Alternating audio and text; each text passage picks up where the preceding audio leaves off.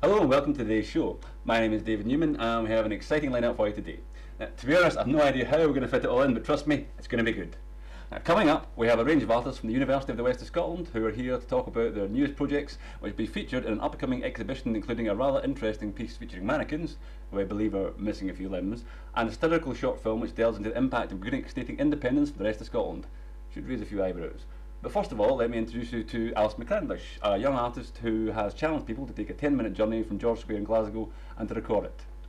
Now, first off, Alison, what was the whole idea behind your project? The idea was generally to see what people saw in 10 minutes. 10 minutes isn't too long a period of time for everyone to do, sure. And a lot of people are very familiar with George Square, so the area around about George Square, see where people went, what they saw and what they thought was of note. So it's all kind of based on psychogeography and urban design theories, so it's all like how you see a place and what sort of things you relate notice. To it as such.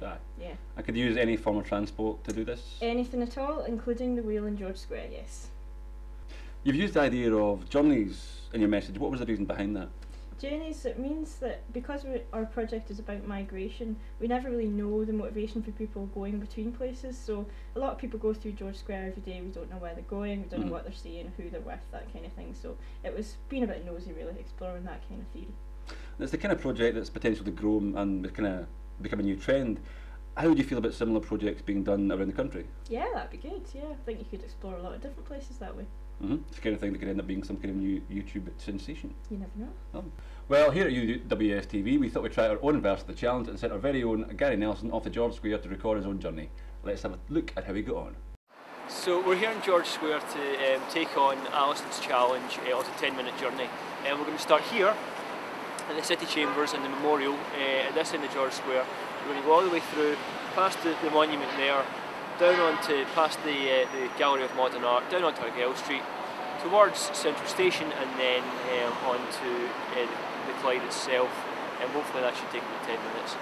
We've already done the journey previously. I've written down some things that kind of inspired me on the way, so now what we want to do is we want to take some photos to supplement the words, and we're going to take you on the journey with us as well. Okay, so let's see how this works.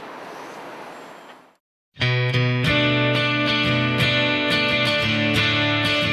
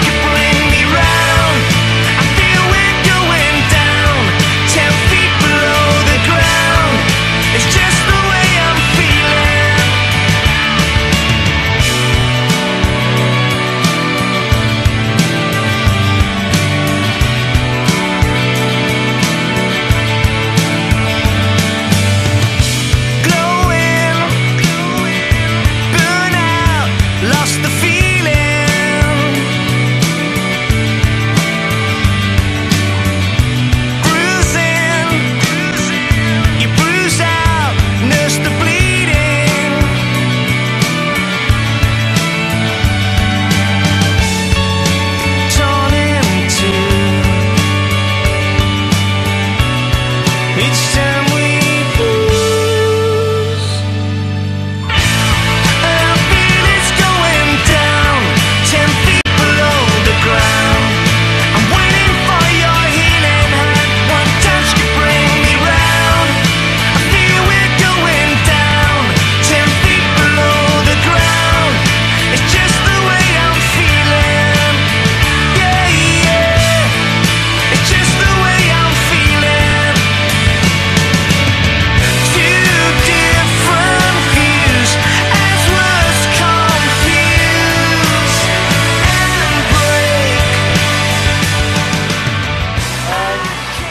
Alison, hopefully that's fulfilled the challenge.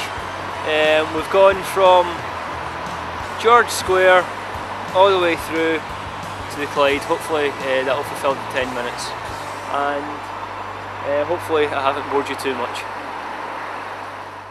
Well, thanks Alison for sharing your latest work. I think it could end up being in the latest YouTube craze. But before we go, let's have a little look at some of the footage from your project. Well, now we'll be taking another journey, this time to India, as we'll talk to installation artist Lou Prendergast about our latest piece concerning the migration of Indian workers to Andhra Pradesh in India. Well, Lou, welcome to the show. Thank you. Now, the project seemed like quite a hefty subject matter. How did you actually get started on it all?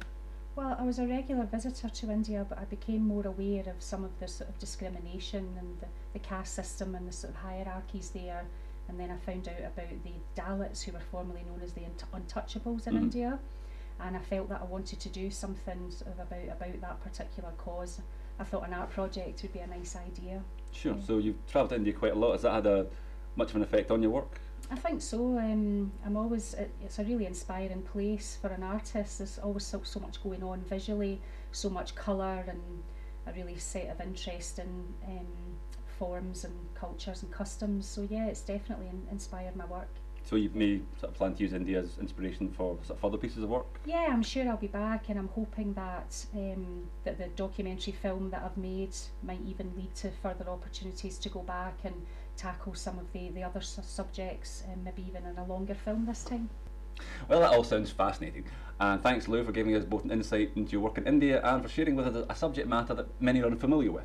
Now, up next we're joined by two budding filmmakers who will be discussing their latest work based upon Scottish culture with very different results. But before you go, Lou, let's take a small look at your work.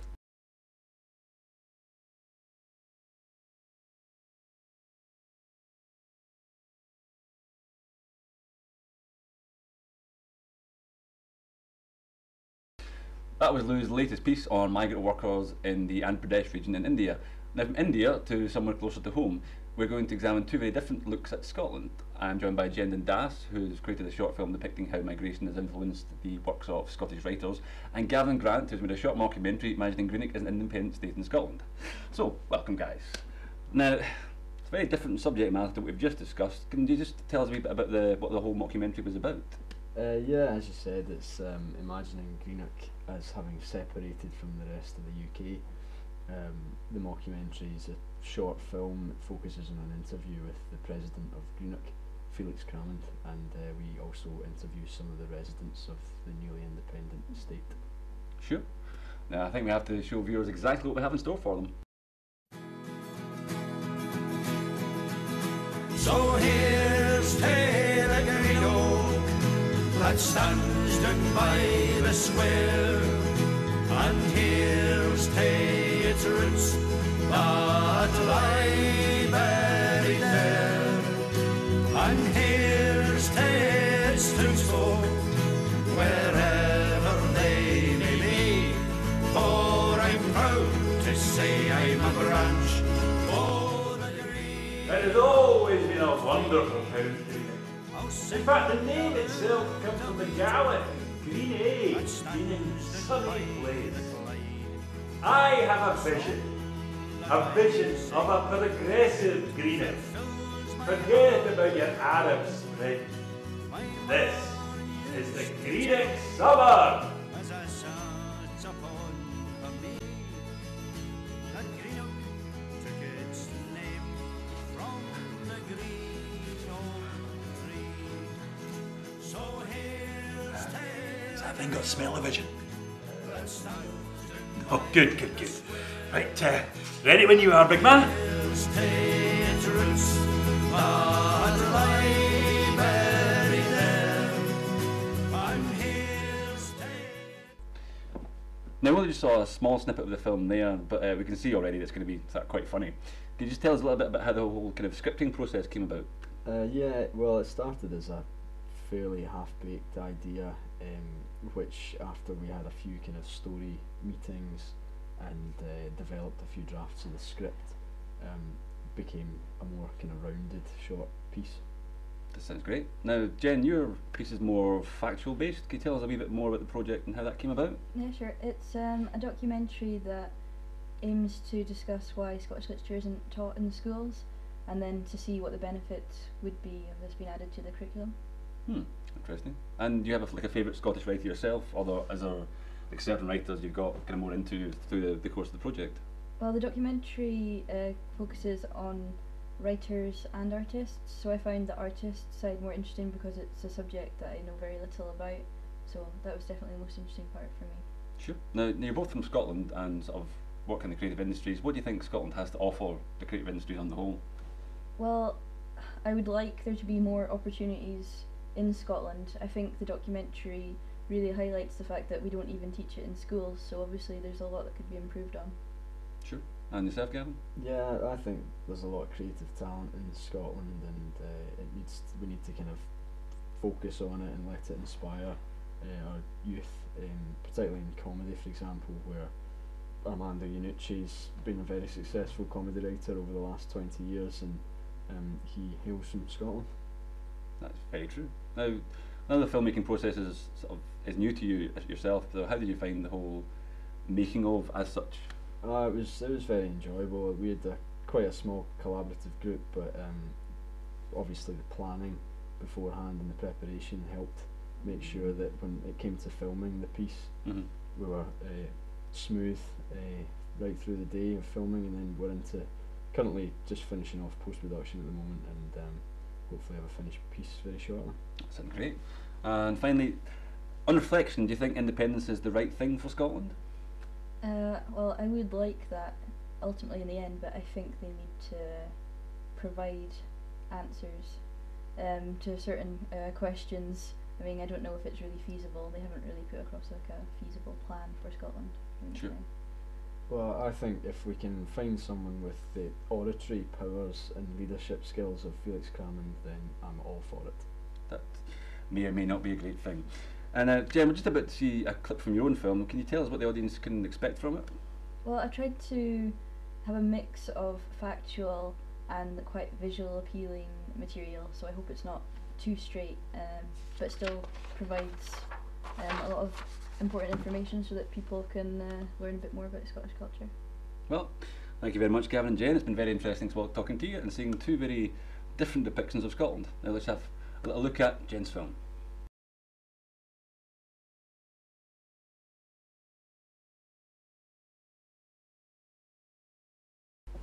Next up, we have an artist who has used the human body for inspiration for the latest work. Let me introduce you to Ellen Kavanagh, who has been researching brain injury to create the concept to her work. Welcome to the show, Ellen. Now, I believe you've previously done some work before on brain injury. Can you tell us a little bit about the work you did before? Yeah, of course, yes, I have done work on brain injury. I've done a lot of work into recovery and rehabilitation for people suffering with brain injury. Specifically, I worked into how creativity and imagination are very relevant aspects for recovery, relevant for obviously patients, doctors, nurses and family members to learn mentally who they are and to motivate the recovery. So that's the work I've done on brain injury already. Sure, and what do you hope the audience will take from experiencing your work? Well, with the exhibition I'm creating just now, I would want to show obviously my exhibition to people, but to encourage people of all ages with or without brain injury to play in a simplistic way with Lego bricks, the colours and shapes, to create and build whatever they want, to show that playing and imagination you never grow out of playing and imagination. So that's what I want people to gain from my exhibition. Sure, sounds like an awful lot of thought has gone into the details of it. Now we're just going to see a little clip of your piece. Before we do, can I just ask, do you think you'll carry on doing more work in a sort of similar vein in the future? Very much so, because my exhibition is an interactive exhibition with kind of education and entertainment, and I would like to develop it further to be able, even in schools and museums, to encourage everybody to look into their own brain and their imagination.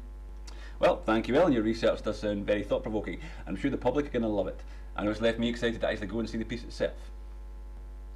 On location we have Toria Cassidy and Laurie McCall, who have used mannequins as the base of their work. First of all, Toria and Laurie, it might be a good idea for the viewer to see some of the work you've created. And can you tell us a little bit about it while we do?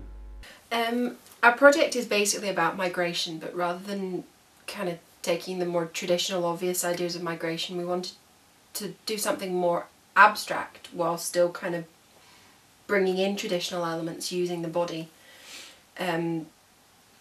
There's a lot of kind of obvious things that come up when you think about migration, and we kind of just wanted to push all that aside and start again and play about a bit. We wanted to take like the human body as a kind of tool to sort of play with this idea, but rather than having the body move from, say, literally A to B or it's one about country the to body another. Forming all yeah. Kind of migrating through stages of art. It's very abstract. That sounds fascinating. Is this the first time you've actually worked on a project together? No. No, it isn't actually, no. Well, we worked very briefly together on a different project, kind of working on a website, and it was a very last minute cramming 2 days thing. But Late nights, lots of fun. But we found that we got on really, really well. And then when it came to this project, kind of, I think we both had to be, let's see if we can do something that isn't last minute and rushed and we can actually play with rather than we tearing our hair out over. Yeah, because we spent so much time together, we realised we kind of had a lot in common, same ideas, same kind of things like that, so we thought we'd give it a bash. I think we thought it would be quite fun. Yeah. And it has, it's been quite fun. Yeah. Now, what was the reason for creating a project in this quite specific way? Previously we'd both done a lot of filmmaking, like in our undergraduate degrees we'd both done filmmaking for the past few years, so we wanted to sort of go back to our roots. Yeah, because computers don't like me, and I kind of repel technology, so I thought we'll go back to basics. Something that doesn't rely on anything computery. Yes. Seems safer that way. Yeah. So that's where our kind of common interests came in, and then through kind of experimenting and ideas and brainstorming, that's we wanted kind of to do led something to installation. really hands-on. So it had kind of led to not just doing anything fine art or ever. It ended up being something really big that we could physically get stuck into, hands-on, and make. We ended up going with the idea of using a body as our central kind of image. Yeah, because obviously it's the main entity of life, so why not use the form to... It's such a recognisable kind of form that we wanted to use that to sort of ground the abstract ideas that we were playing with, so that it wasn't too abstract, but still something we could have a lot of fun with and play with. Yeah, because kind of loads of fun with the human body. And you plan to expand your project more, or is this simply just a one-off piece? Oh. Well, because of the kind of nature of the course and how things went and all the hiccups we had along the way, we ended up making the prototype of our idea rather than the fully formed thing. Yeah, piece and large scale-ness, because we had nowhere to put it, resources, time, everything like that. Storing 6 full-size mannequins is a bit of a fiddle. I'm not saying it's not fun, it's just difficult. Yes. Yeah. You can only fit 3 in the car, so... Dismantled, legs poking out the windows. We did originally come up with about 5 or 6 different ideas that we could put together in an installation. So if we could get some sort of funding, I would say. We could do like we've got a few other ideas that we experimented with, and obviously this is our favourite, but expanding on all of them potentially could be one whole exhibition with 5 or so pieces about 5 through it. So yes, it has the potential to be expanded with the time, equipment and money. Yes. Yeah. Isn't it always? Also, it would just be quite fun to do more installation art. Yeah, it would be awesome. Well, thanks very much for joining us. And to all artists featured in today's show, the best of luck with your projects, and we'll no doubt be hearing more from you in the future. But that's where we have to leave it for you today. Thank you for joining us, and good night.